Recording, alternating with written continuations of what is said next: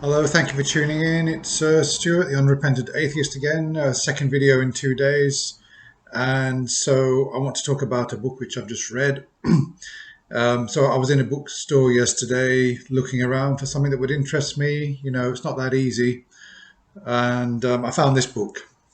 I'll, I'll read the title.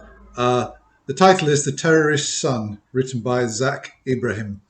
Um, you can be bet I'm going to be. You can bet that I'm going to be interested in a title like that. Yes, not a long book, and I had a quick flip through it just to see what it's about briefly, and I realised that it's about the son of a terrorist who is telling his story about how he grew up not really being his father's son, that he chose his own path of peace for himself and rejected hatred and violence. So, yeah, I bought this book secondhand, and it's not often that I read a book almost at one sitting, but this book was so riveting and so interesting that I didn't quite read it at one sitting, but I got through it very quickly. It's only 90 odd pages. So,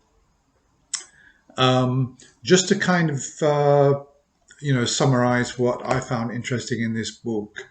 So the first thing is that so this guy Zach Ibrahim, his mother basically is a white American. So we've got a situation where his mother, I believe in 1981, she was a Catholic. So obviously my channel's a lot about religion, and there's a lot. The reason I'm here with this book is that there's a lot here about what can go horribly wrong when you don't scrutinize your own beliefs. So let's just go to what I'm talking about. 1981. So his mother was brought up by a Catholic woman. So she grew up a Catholic, and she actually married an atheist that she fell in love with. She had a daughter by him, but she felt that she didn't really want to bring her daughter up with a man who was mocking religion.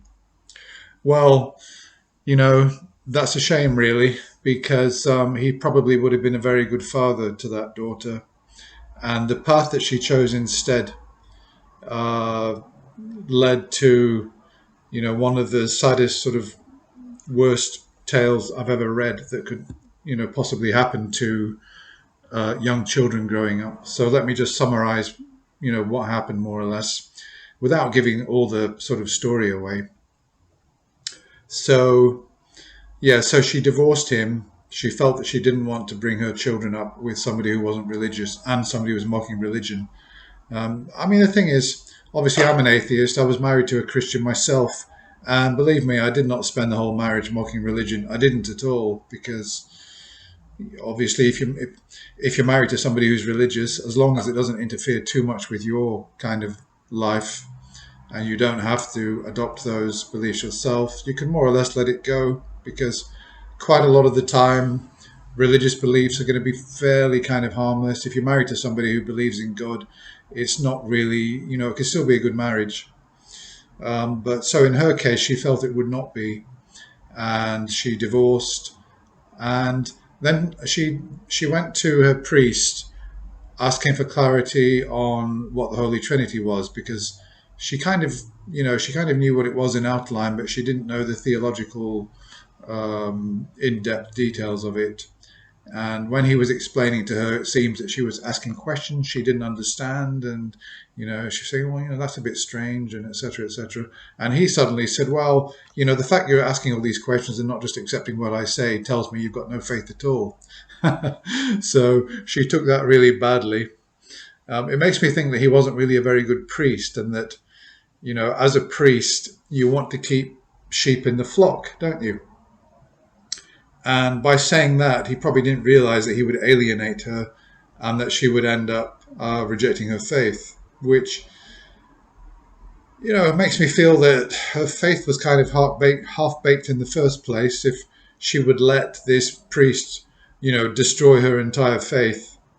That she might go for a second opinion to another priest and say, well, I went to one, he said I got no faith, but I have got faith. And so she completely rejected Catholicism and Christianity, which seems to me, I mean, obviously, I think anybody who gets into that faith is loopy in the first place, but somebody who jumps out of the faith for that reason is equally loopy or crazy, because she's not really properly broken down, why her belief system. She's just kind of emotionally jumped out. Now, the danger of that is that if you jump out of a faith for the wrong reasons, you could end up in another faith for equally wrong reasons.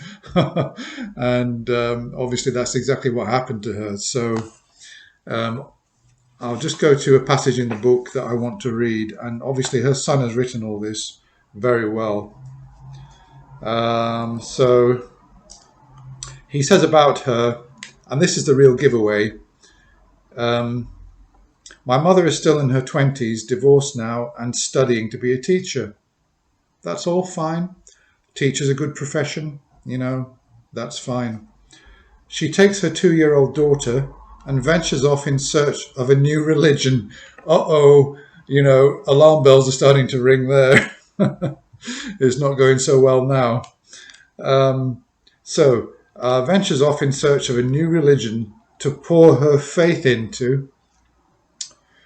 This doesn't sound good. It doesn't sound good to me at all.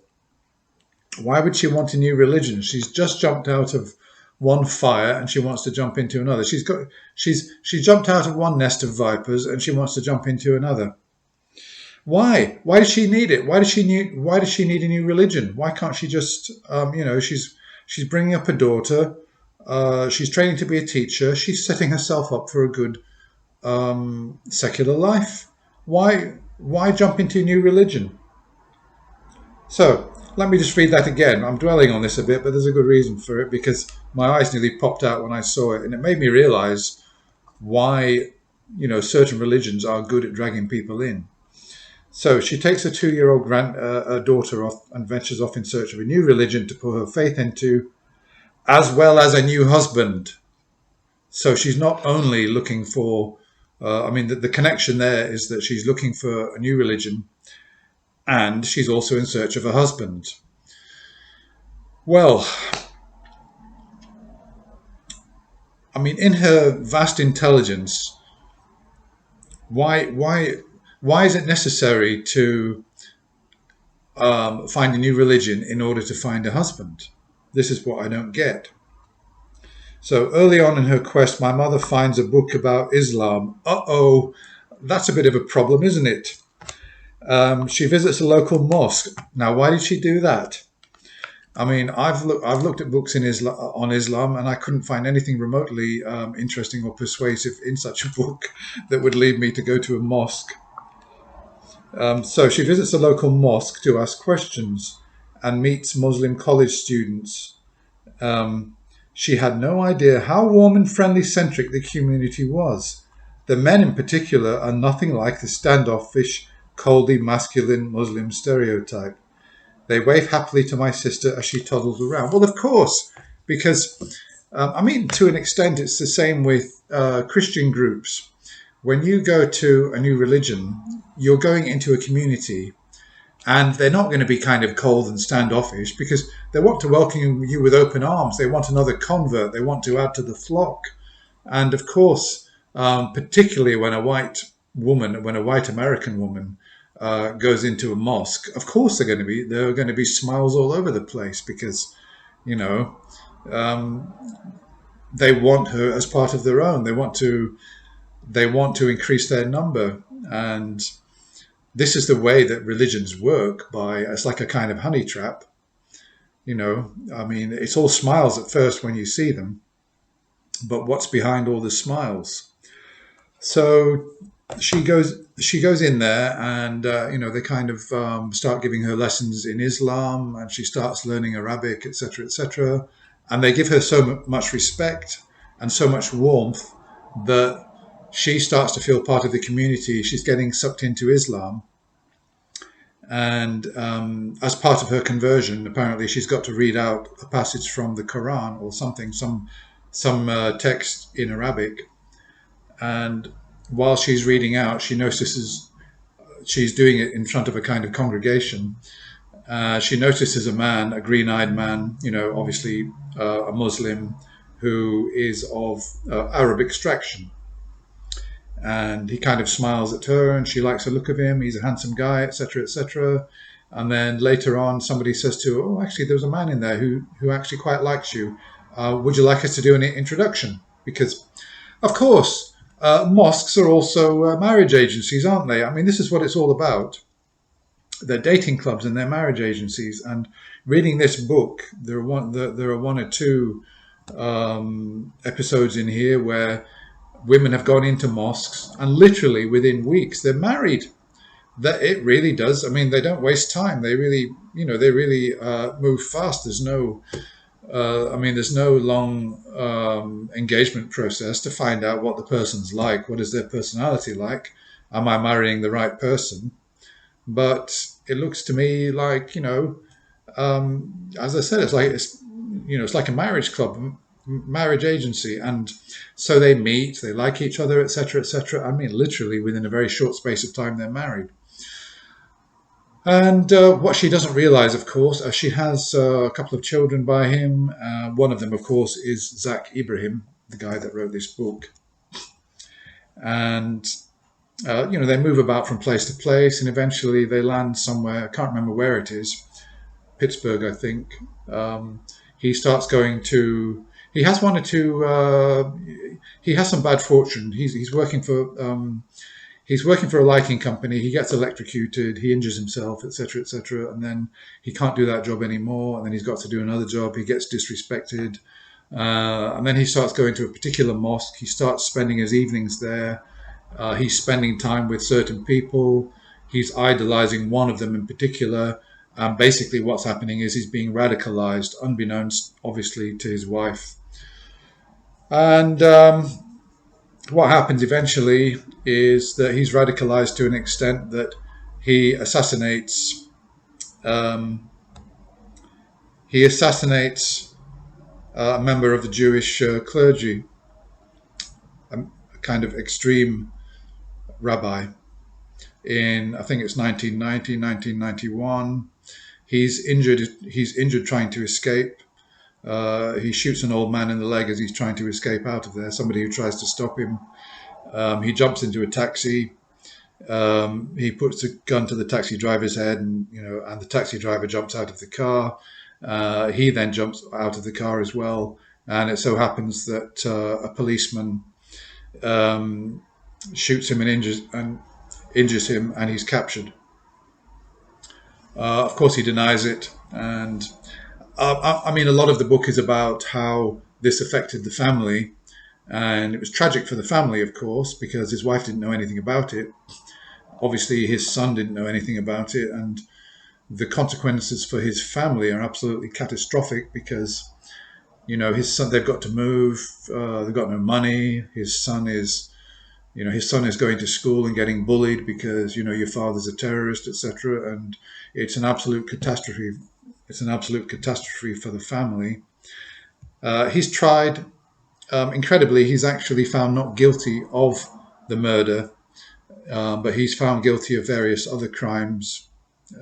Basically, it seems that he's found not guilty because nobody actually saw him pull the trigger, even though he was seen running away, shooting this man in the leg. Somebody saw that, and obviously the taxi driver identified him, and he exchanged fire with this policeman. That was seen as well, and despite all that, he wasn't found guilty of the actual murder because the defense somehow managed to create this reasonable doubt, but. The judge was disgusted by the verdict and said that it was wrong, but nevertheless, obviously, he basically sentenced him to the maximum he could sentence him for shooting this man in the leg and some of the other things that he did with the firearms. And he got, I think, minimum of 8 years to 20 in prison.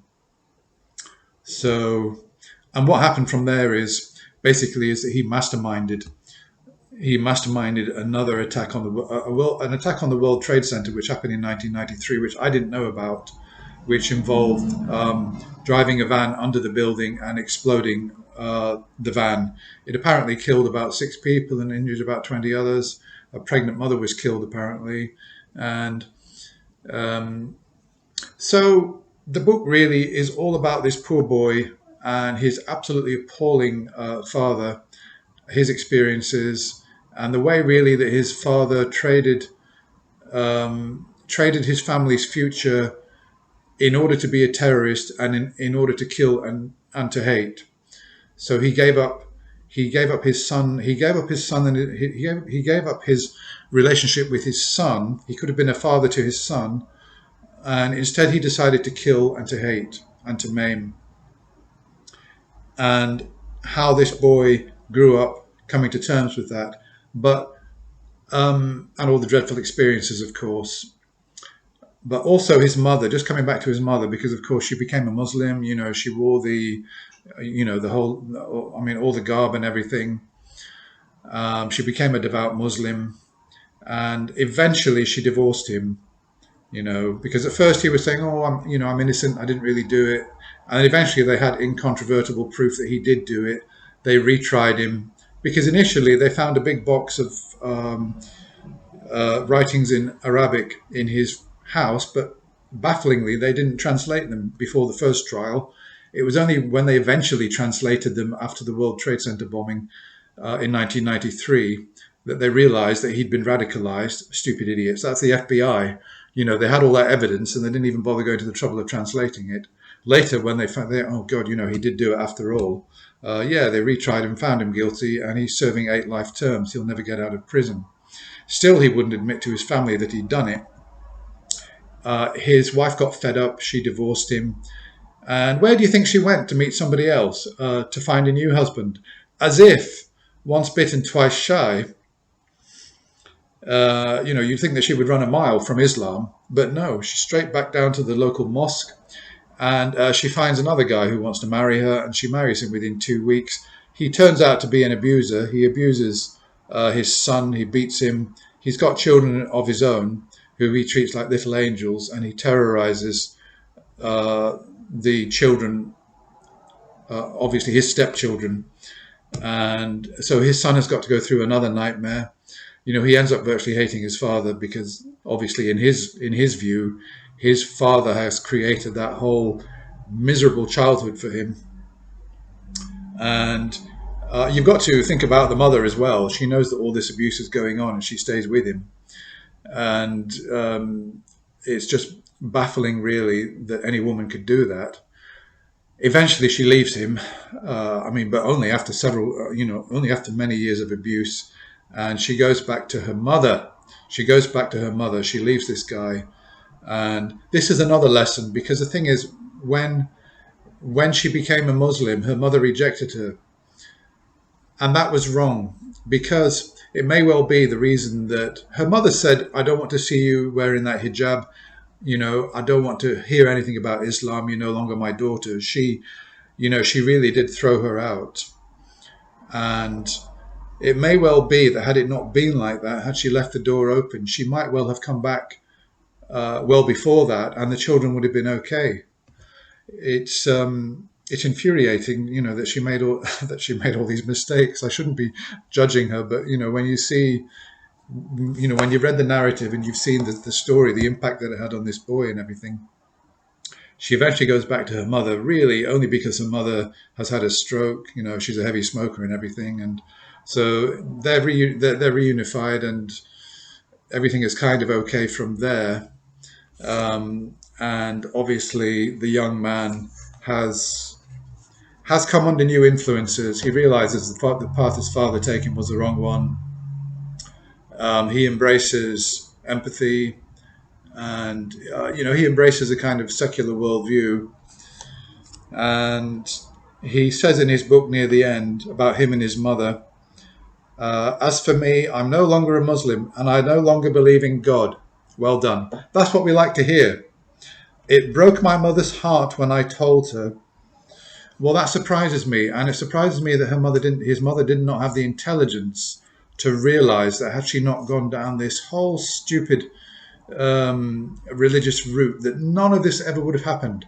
Had she stayed with the atheist, or had she at least not jumped into another religion, she could have met somebody, and everything would have worked out very nicely for her. Of course, Zach never would have been born, so you've got to look at that. But had she made other life choices, her life and her family life would have been probably would have been entirely different.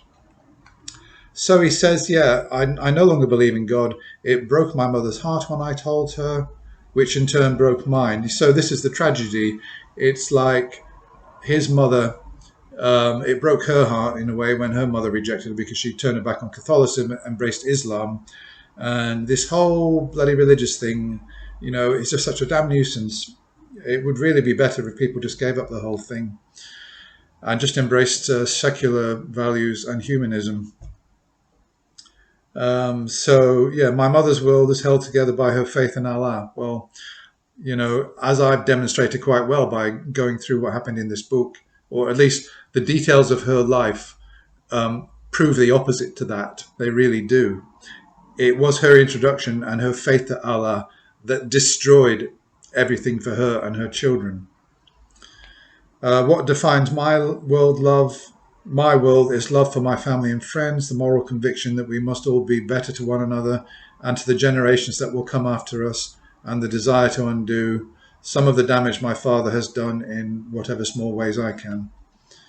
Um, so, brilliant, brilliant book, fantastic narrative, and the best of possible endings.